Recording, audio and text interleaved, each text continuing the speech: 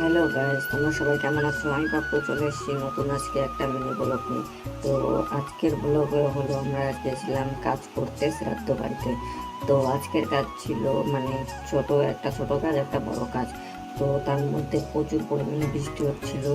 তো আমরা একটু কাজ করে মানে বৃষ্টিতে কাজ করছি আর একটু দাঁড়াইছিলাম, তো এরকম করছিলাম।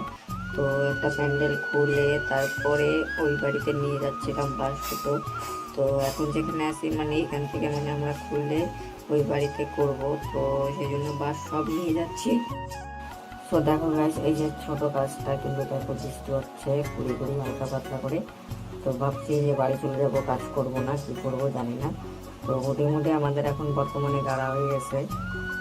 তো ভিডিওটা বেশি বড় করবো না, তো অনেক পরিমাণে বৃষ্টি হচ্ছে সেই জন্য এই ভিডিওটার লংটা পাবো এর পরের দিন, নেক্সট ডে দেখা হচ্ছে পরের ভিডিওতে।